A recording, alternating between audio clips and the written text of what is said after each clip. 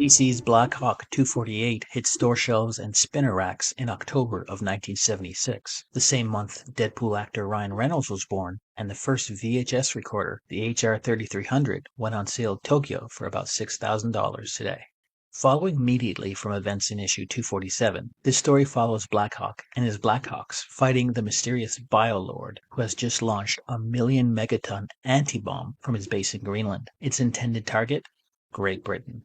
Blackhawk jumps aboard the missile, only to fall back to Earth in what would have been a fatal plunge if not for his miraculous acrobatic skills. All is not lost, however, as the Blackhawk named Chuck reveals he tampered with the missile's guidance system prior to launch. Enraged that his plans are foiled, Biolord unleashes the Metadroids, robot slaves with deadly laser guns. As the fighting begins, Biolord pleads with the Blackhawks to join his side. Biolord reveals he was created by world leaders in an effort to save the planet at any cost. The Blackhawks turn down his offer and continue to battle the Metadroids. As many Blackhawks fall to injury, all seems lost until Duchess Fatale and Andre appear in the last minute to destroy Biolord, or so they thought. Transporting his mind to a new body equipped with jet engines, Biolord chases down the Blackhawks as they leave Greenland. Blackhawk makes the ultimate sacrifice to finally stop Biolord, but has it cost him his life? The story continues in issue 249.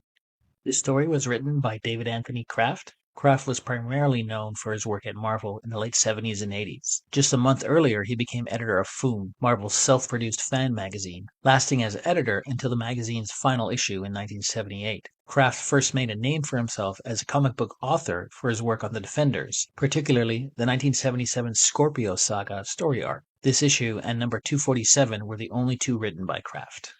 James Sherman was a penciler on this issue. Sherman worked for DC and Marvel in the 1970s and 80s. This issue was his first ever professional work published, along with Tarzan Family number 65. Sherman is best known for his pencil work on Superboy and the Legion of Superheroes in the late 70s, when he took over as regular artist following Mike Grell. Speaking exclusively to Read the Freaking Comics, James Sherman discusses this issue.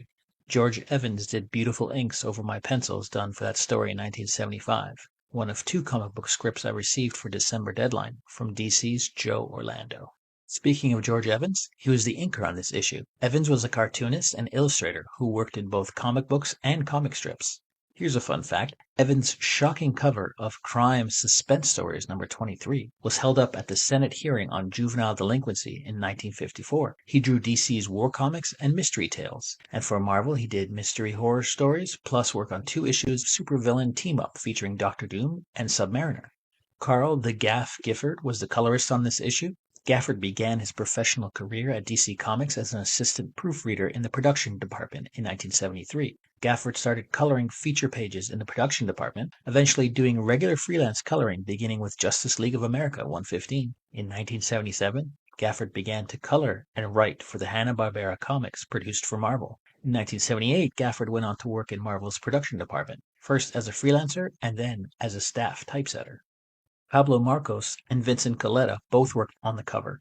Marcos is known for his work on characters as Batman and Conan the Barbarian, particularly during the 1970s. His signature character was Marvel's The Zombie, for which Marcos drew all but one story in the black and white horror comics magazine Tales of the Zombie. Marcos next freelanced for DC Comics, drawing Man-Bat stories in Detective Comics and worked on various other DC titles, before returning to Marvel to do art for issues of The Avengers, The Mighty Thor, and others. Vincent Colletta was one of Jack Kirby's frequent inkers during the 50s and 60s, the Silver Age of comic books. This included some significant early issues of Marvel's Fantastic Four and Thor in Journey into Mystery and The Mighty Thor. Colletta later went on to ink a large array at DC, including a variety of Batman, Superman, and Green Lantern titles, and nearly every issue of Wonder Woman from July 1973 to August 1980. He was named DC's art director in May 1976, resigning the post in May of 1979. Letterer Gaspar Saladino was an interesting character. Known more for his logo designs than lettering, Saladino designed the logos for DC's Swamp Thing, Vigilante, Phantom Stranger, Metal Men, Adam Strange, House of Mystery, House of Secrets, and Unknown Soldier, among others. For Marvel, Saladino's logos, which he either created or updated, include The Avenger, Sergeant Fury and his Howling Commandos, Captain America and the Falcon, and Marvel Triple Action. During the early 1970s, Saladino lettered the interiors for the then all-new Swamp Thing. It was in the pages of this series that he created the concept of character-designated fonts, with Swamp Thing's distinctive outline drippy letters. Fun fact, Saladino always lettered by hand. Likewise, his word balloons were drawn by freehand, never with a template. This issue was edited by Gerry Conway.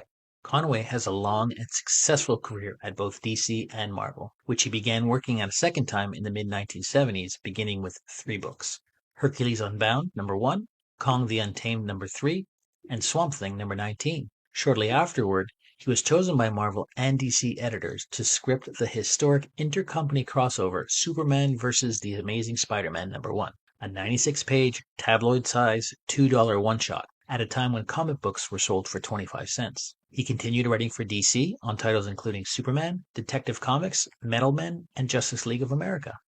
Executive editor at this time was Jenette Kahn. Kahn was just 28 years old in 1976 when she became publisher of DC Comics. She was the youngest person in the company to become president of a division and the first woman. Furthermore, before Kahn began her new position, she was instrumental in dissuading the head of Warner Publishing Services from simply ending DC's publishing in favor of simple license maintenance. To mark her new direction for the company, Kahn officially renamed National Periodical Publications to DC Comics, complete with a bold new company logo, nicknamed the DC Bullet, designed by Milton Glaser.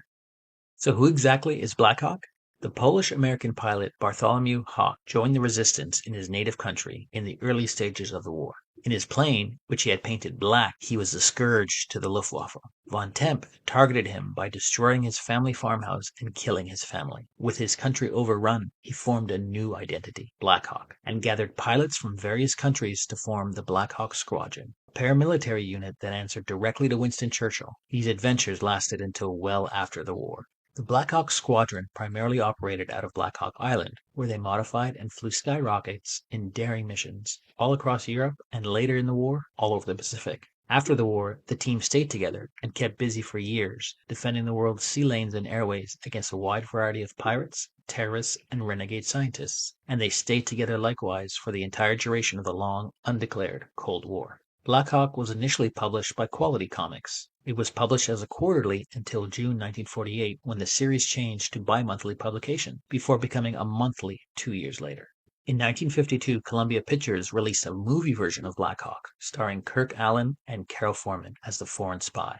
Blackhawk was produced by the famously cheap Sam Katzman and directed by a team of Spencer Gordon-Bennett and Fred F. Sears. It was considered cheap and lackluster, made in the waning years of studio movie serial production.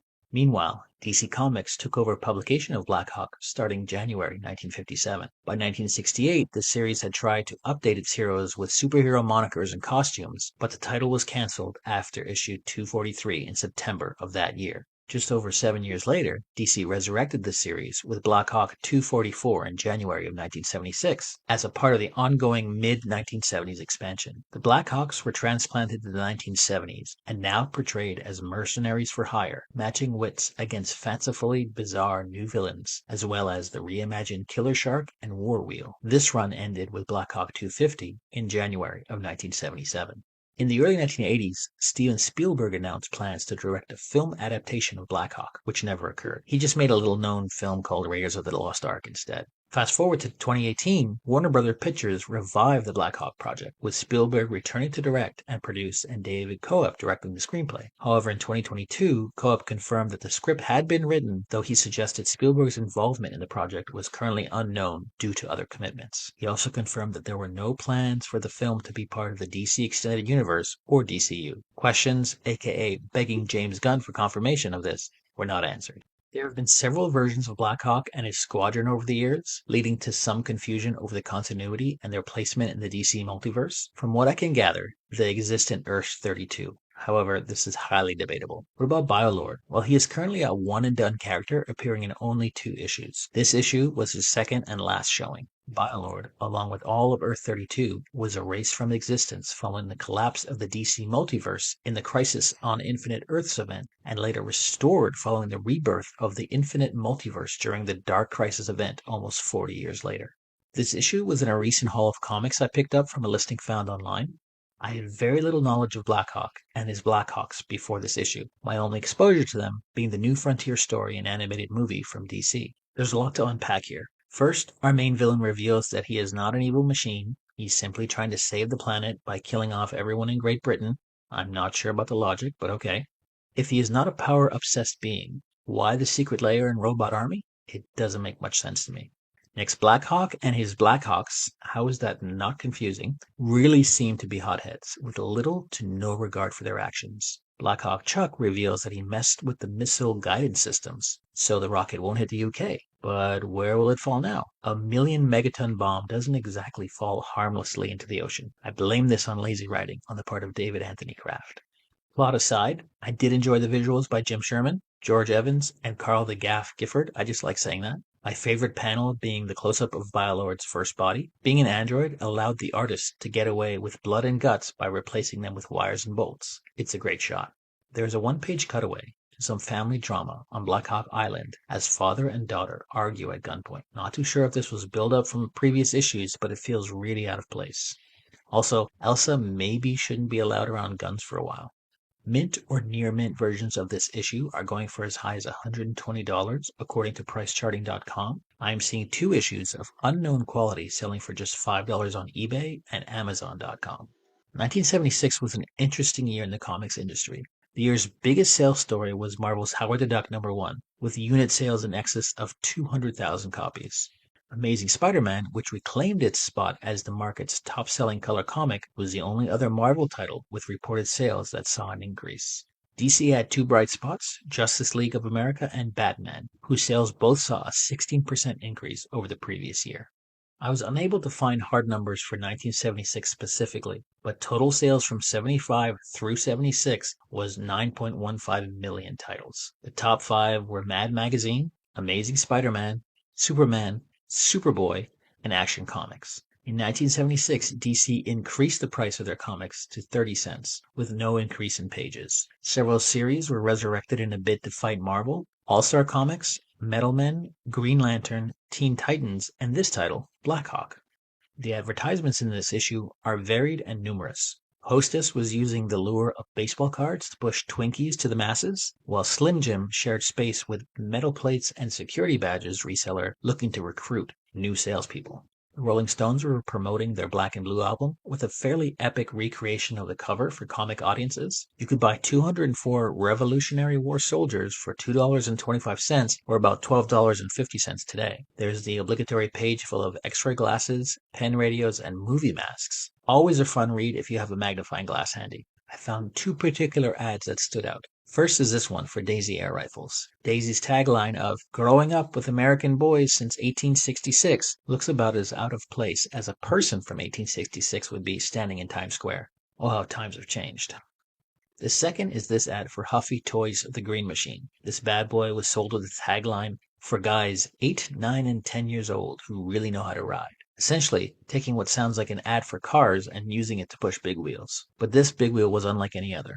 Boasting a longer body and wider back wheels, this bike was controlled via 2 shift controls that essentially turned it into the ultimate drifting big wheel. Huffy still makes these to this day, although with a modern look. I couldn't find any companies listed in this almost 50-year-old comic book that are still around to this day, so it was difficult to find a comic shop this week. So I decided to find the closest comic shop to Biolord's secret lair in Greenland. If you ever find yourself in Reykjavik, Iceland, I recommend you check out Nexus, a comic shop located at 74 Glacierdætur in Reykjavik, or visit nexus.is. Thanks for checking out this video. If you want to see more, please hit like and subscribe. If you have suggestions for comics you want me to deep dive into, please leave a comment below. Please help and support real artists. AI is great for a lot of things, but not for creating art and replacing artists. Thank you.